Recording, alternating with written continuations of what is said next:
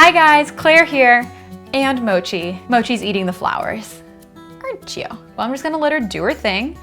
And today I'm gonna share with you my 2016 reading list. These are all the books I read, and to be honest, in the last couple of months, I've been doing mostly research for my podcast, A Time and a Plate. If you haven't followed that, check out all the info below. It's about food history and a lot of fun stuff. So I've been researching that mostly, but I have been able to read some books on top of it. And last time I did the 50 questions about me, this was one question that came up. So I thought I'd share this with you. So I have my Kindle here. Craig got this for me, and at first I was like, Kindle, no, hardback books forever. But I love this because it has just been so easy for me to keep track of, all the books that I love, all the books that, are available on Kindle. It's just so much easier this way. Since the beginning of the year, I have read The Bone Clocks by David Mitchell, which I thought was really good. He's the same author that wrote The Cloud Atlas.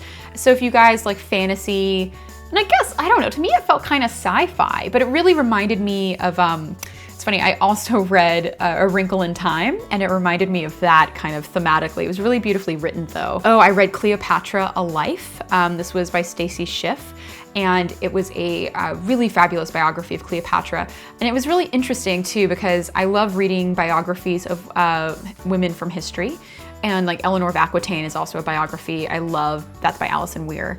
And it's interesting when you don't have a lot of, you don't have Cleopatra's diary, for instance. You don't have this first person sort of reference point. So we don't really have a lot of words from her. So you have to kind of figure out who she was based off of suppositions from her context, right? So basically Stacy Schiff does a really fabulous job of building the world Cleopatra lived in, the expectations placed on her, her reactions to things, and uses that to kind of figure out who she was.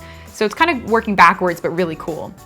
I also read To Kill a Mockingbird and Go Set a Watchman. To Kill a Mockingbird was really great. Go Set a Watchman, no, did not enjoy as much. You could tell that was written, that was like less edited. It didn't feel like it had been guided enough narratively. And To Kill a Mockingbird is just such a tight, good story.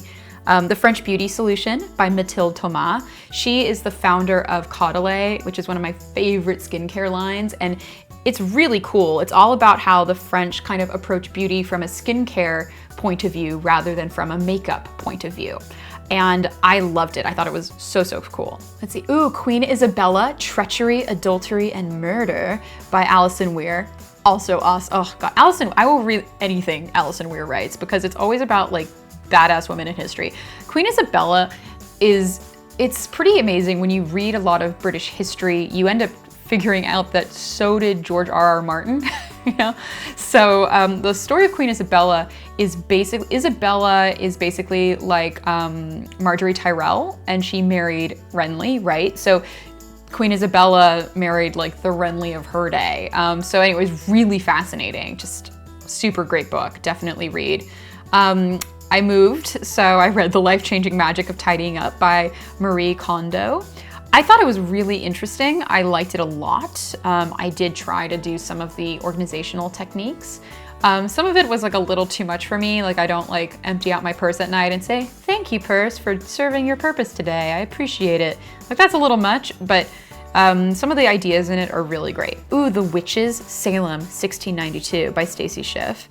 I did not like that one as much as Cleopatra. I thought that it could have used actually more upfront context. I kind of wish she had dedicated like 100 pages upfront to explaining the historical and psychological and religious context of kind of what Salem was like in 1691, for instance, like leading up to the Salem witch trials. But still really, really interesting. And I read The Three Musketeers, which was very fun. I love Alexandre Dumas, though. I will always read Alexandre Dumas. So the most recent thing I've been reading is The Physiology of Taste by Briat Savaran. And he's one of the earliest meaning in terms of like from a modern context, kind of food philosopher is probably an odd way to put it, but I guess I'd say like he looks at food culturally, which is starting in the 19th century was actually a very new way to look at food. People didn't really think about food in the sense of it having meaning before then, really. It was used for, I guess, it was a tool to show how much wealth you had, but but they hadn't really thought about the meaning behind food. And I think that Briat Savarin kind of started that trend along with Carême. Anyway, but really, really great stuff. So that's what I've been reading this year. I have also my giant, ridiculous reading list for the podcast. That's on the blog. So every episode I post the bibliography. So those are all the books I read to write that episode. So definitely check that out too if you guys are interested in more like food history specific books. Anyway, I hope you guys enjoyed my reading list. I cannot wait to share 2017 with you a year from now. But yeah, I hope you guys enjoyed. Please share below the books you loved reading this year. I would love to hear about that.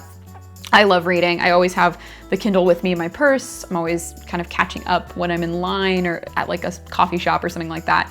But yeah, I would love to hear about what you guys are just thrilled by and what's a great page turner. All right, well, I'll talk to you guys later. Have a great day. Bye.